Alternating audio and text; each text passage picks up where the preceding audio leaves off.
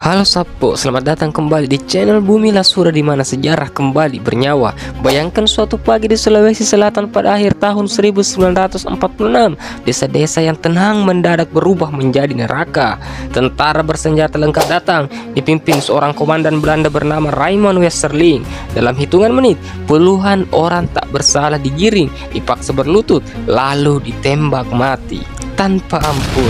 Inilah tragedi gelap yang hingga kini dikenal sebagai pembantaian Westerling dengan korban yang disebut mencapai 40.000 jiwa rakyat Sulawesi Selatan.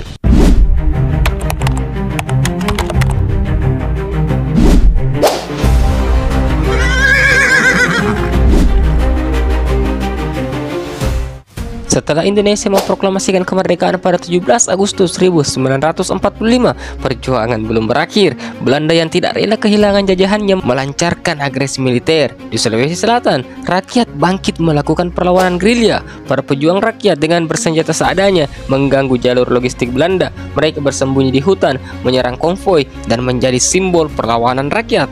Belanda marah besar. Mereka ingin meredam gerakan ini dengan cepat. Meski brutal dan penuh teror, maka dikirimlah seorang perwira muda, Kapten Raymond Westerling, komandan Depot Speciale Troepen, pasukan khusus Belanda yang terkenal kejam. Tidak hanya itu, Westerling membawa metode yang sangat kejam, yaitu eksekusi kilat tanpa pengadilan. Caranya sederhana tapi mengerikan. Desa dikepung, semua laki-laki berusia 15-60 tahun digiring ke lapangan. Mereka dipaksa berbaris, ditodong senjata. Siapapun yang dianggap mencurigakan langsung ditembak di tempat. Tidak ada pengadilan, tidak ada bukti, hanya kecurigaan dan peluru yang memutus nyawa. Rakyat yang ketakutan dipaksa menjadi mata-mata, menunjuk sesama warga. Banyak yang akhirnya saling menuduh hanya demi menyelamatkan diri. Teror itu menghancurkan ikatan sosial masyarakat. Saksi mata menggambarkan desa-desa di Sulawesi Selatan menjadi lautan darah. Di Parepare, Goa, Takalar, hingga Bulukumba, orang-orang ditembak massal di sebuah desa. Lebih dari 200 orang digiring, dipaksa berbaris, lalu dieksekusi di tempat. Tubuh mereka ditumpuk dan desa itu ditinggalkan dalam duka. Banyak keluarga kehilangan ayah, anak, dan saudara sekaligus. Perempuan-perempuan menangis histeris, sementara anak tumbuh dengan trauma mendalam.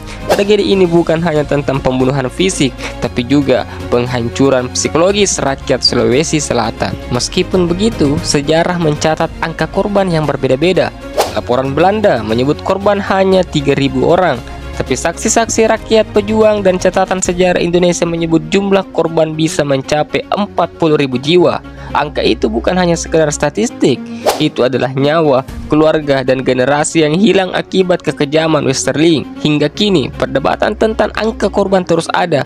Namun satu hal yang pasti, pembantaian ini adalah kejahatan kemanusiaan yang tidak bisa dihapus begitu saja. Teror Westerling menimbulkan ketakutan luar biasa. Rakyat Sulawesi Selatan lumpuh, banyak desa kosong karena ditinggalkan penduduk. Namun di sisi lain, kekejaman ini justru menyulut api kemerdekaan. Semakin banyak rakyat yang yakin Belanda bukan sekutu, tetapi penjajah kejam. Perlawanan rakyat tidak padam, justru semakin keras. Mereka memilih mati terhormat daripada hidup dalam ketakutan. Raymond Westerling kemudian dipulangkan ke Belanda. Ia tidak pernah diadili secara serius. Bahkan di Belanda, sebagian pihak menganggapnya pahlawan karena berhasil menekan perlawanan rakyat Indonesia. Padahal di tanah Sulawesi Selatan namanya selalu dikenang dengan kebencian. Ia adalah simbol kezaliman kolonialisme.